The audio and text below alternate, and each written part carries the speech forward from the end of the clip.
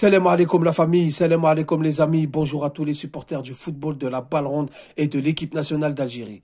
Bon les amis, on se retrouve pour une nouvelle vidéo, un nouveau sujet, mais avant de démarrer ça, avant de démarrer cette vidéo, avant de démarrer ce sujet, je vais vous demander de liker s'il vous plaît, de partager un maximum autour de vous et surtout vous abonner si ce n'est pas déjà fait à la chaîne Renard des Surfaces, la chaîne qui parle football, la chaîne qui vit le football, la chaîne qui respire tout simplement le football, la chaîne où on ne s'ennuie pas. Donc les amis, il s'agit de la partie 10 de l'histoire du football algérien. Qu'est-ce qui s'est passé après que l'Algérie a été éliminée des quarts de finale de la CAN 2000 au Ghana et au Nigeria face au Cameroun, défaite sur le fil 2-1, où on aurait pu égaliser et aller pourquoi pas chercher la victoire pour les demi-finales. Qu'est-ce qui s'est passé après que l'Algérie ait échoué pour les éliminatoires de la CAN 2002 en se faisant battre par l'Égypte, le Maroc et notamment le Sénégal à Dakar? Tout simplement, l'Algérie s'est qualifiée pour la CAN 2002 au Mali. L'Algérie a quand même réussi à sortir de ce groupe des qualifications pour la CAN 2002 au Mali et donc qui aura lieu en janvier. Et donc, qu'est-ce qui s'est passé dans cette CAN 2002 au Mali? Est-ce que l'Algérie a eu les bons résultats? Est-ce que l'Algérie s'est fait éliminer? Est-ce que l'Algérie a été loin dans la compétition? On va voir ça ensemble tout de suite, les amis. Déjà, l'Algérie est dans le groupe A en compagnie du Nigeria, du Libéria et du pays organisateur, le Mali. Donc, le 21 janvier 2002 à Bamako, l'Algérie rencontre le Nigeria, où elle va jouer, elle va tenir le rang, un grand Nigeria, une bonne équipe du Nigeria avec les stars qu'on connaît, Babangida, Okocha, Taribo West, Nonko Kanu, j'en passe et j'en passe. Une équipe de stars, une équipe forte, mais l'Algérie va tenir le rang. Elle aura des occasions de marquer, elle va pousser Rabat Madjer qui est sur le banc de touche, qui avait mis ce jour-là quand même une bonne opération tactique, mais les vieux démons surgissent. La malchance surgit, la malice des Nigérians qui surgit encore une fois et le Nigeria va nous mettre un but, va fermer la baraque. Défaite 1-0 des Algériens devant le Nigeria. On dramatise pas, on se dit on va peut-être battre le Libéria pour le second match. Il y a un moyen d'aller battre le Libéria et d'aller chercher de l'oxygène. Eh ben non les amis, car l'Algérie va faire 2 buts partout face au Libéria. Ce n'est pas un grand Libéria, ce n'est pas une équipe vraiment un foudre de guerre, mais le Libéria est bien présente pour causer des problèmes aux équipes, et notamment à l'Algérie. Donc Georges Weah qui ouvre le score pour le Libéria. L'Algérie qui va égaliser par Nassim Makrour à la 46e minute de jeu. L'arbitre allait siffler le match. Il allait renvoyer les joueurs au vestiaire. Mais Nassim Makrour a surgi et a égalisé pour l'Algérie. En deuxième mi-temps, le Libéria va rajouter un deuxième but. Et l'Algérie va pousser et va être récompensée par Kraouch à la 91e minute de jeu, les amis. Encore une fois, l'arbitre allait siffler le match, mais Kraouch a surgi pour égaliser et donner de l'espoir aux Algériens à se qualifier pour les quarts de finale de cette CAN.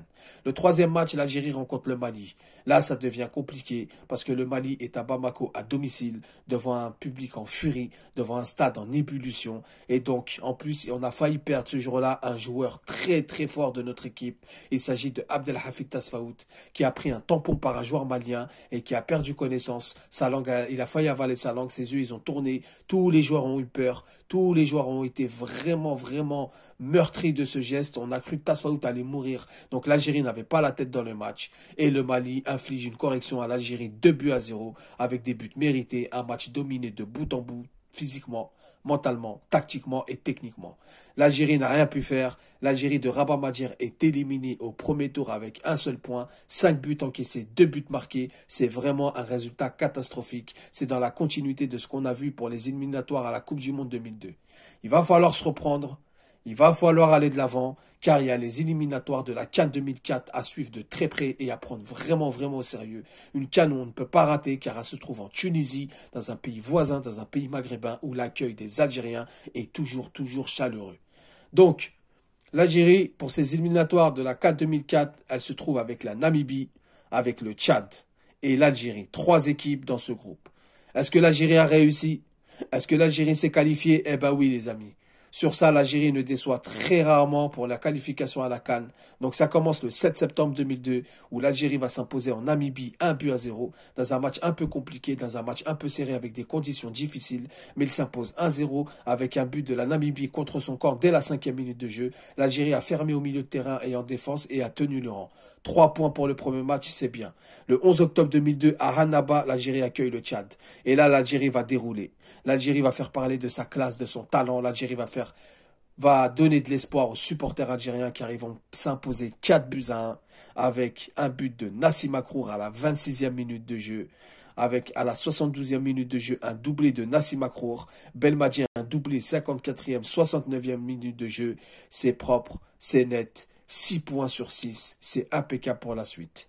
Ensuite, le 20 juin 2003, l'Algérie accueille la Namibie, où encore une fois la Namibie va causer énormément de problèmes à l'Algérie.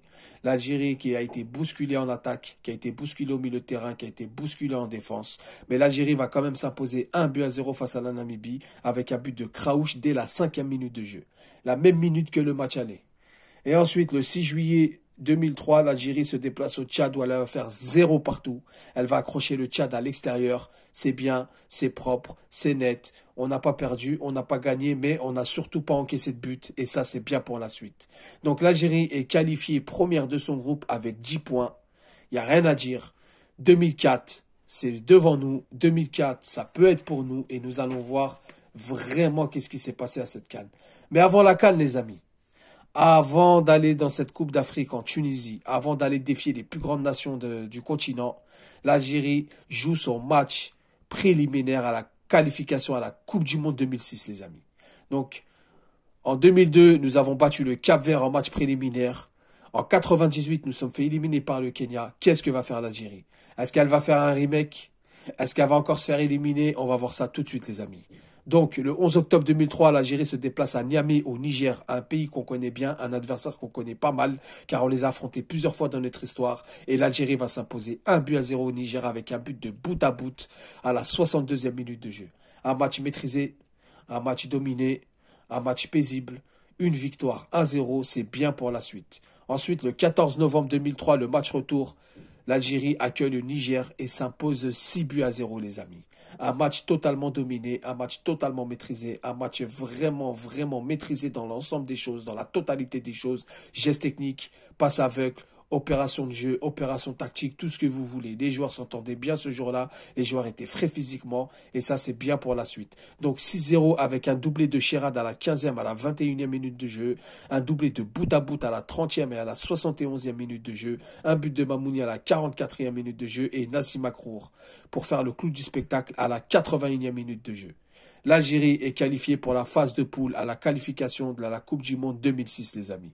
Il faut savoir que la qualification de la Coupe du Monde 2006, ça a engrangé aussi pour la CAN 2006, qui avait lieu en Égypte.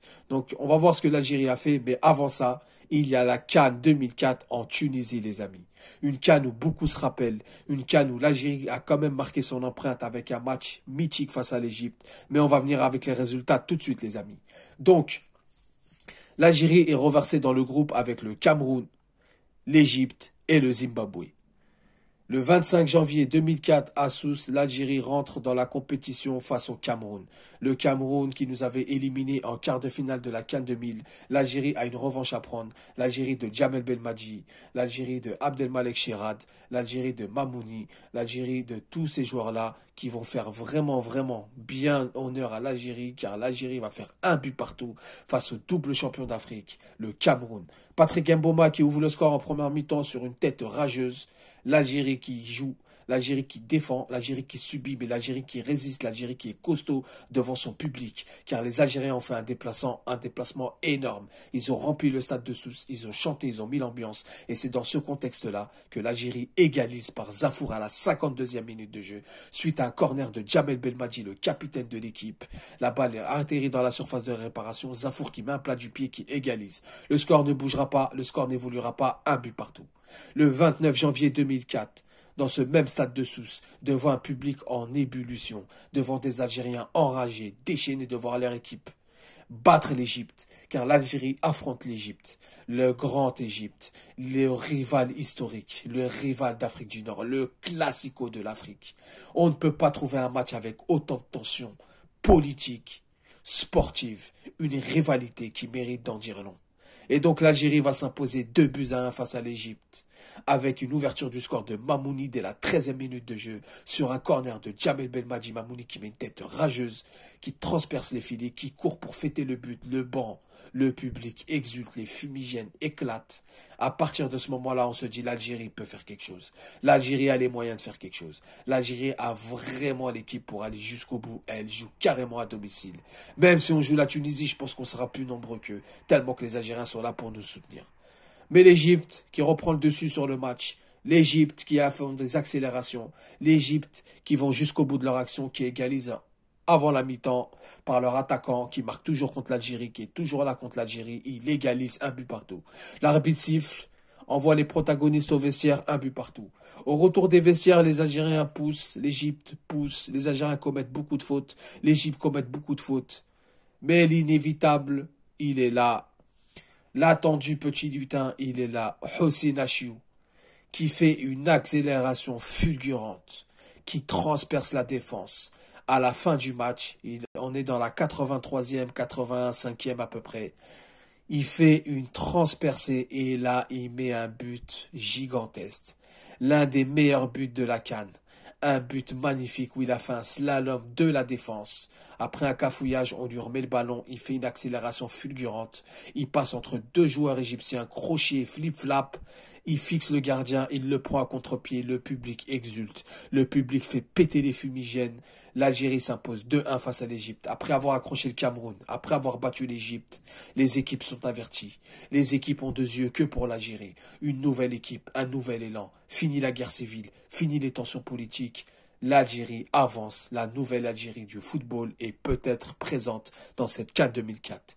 Eh ben non les amis, parce que le troisième match, on retombe dans nos travers. Le troisième match, on retombe dans l'euphorie. Le troisième match, on se fait battre par le Zimbabwe.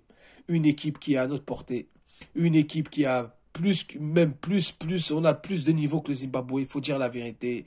Mais on retombe dans nos travers de nos habitudes, comme on a toujours connu par le passé et même par le présent et même par le futur, où l'Algérie a été vraiment démoralisée par cette victoire face à l'Égypte. Ça nous rappelle 82 face à l'Allemagne et ensuite on a perdu face à l'Autriche, face à des équipes qui sont toujours à notre portée. Le Zimbabwe n'a rien fait, a eu deux occasions, a marqué deux buts. L'Algérie s'est réveillée en fin de match par Hossein Achiou qui a réduit le score à la 73e minute de jeu.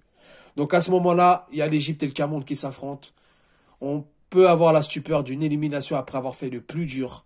Mais l'Égypte et le Cameroun font match nul qui qualifie l'Algérie au goal à virage particulier avec 4 points en finissant derrière le Cameroun deuxième.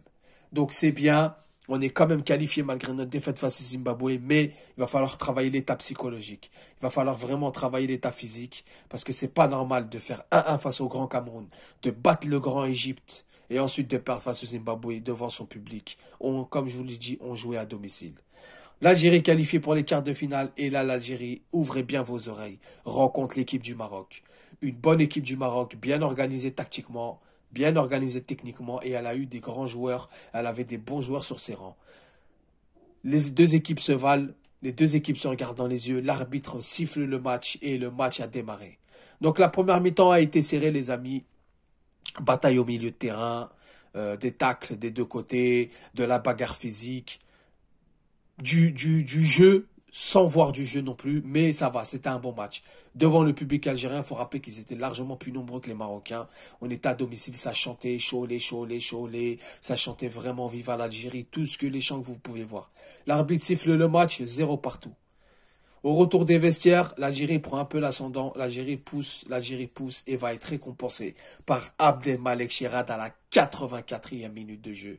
Suite à un centre détourné du défenseur marocain de la tête, Abdelmalek Chirad, il vient mettre une tête imparable qui bat le gardien. Le public exulte. Abdelmalek Chirad enlève son maillot, écarte les bras. La victoire nous tient les bras, la victoire nous tend les bras, la victoire est devant nous et on va voir ça. Et l'Algérie a même l'occasion de mettre un deuxième but sur une frappe d'Abdelmalek Chirad qui le gardien la détourne du bout des doigts. On court tout droit vers la victoire, mais encore une fois, une erreur de coaching, une erreur de concentration. On n'a pas le droit d'être comme ça, on n'a pas le droit de prendre des buts comme ça.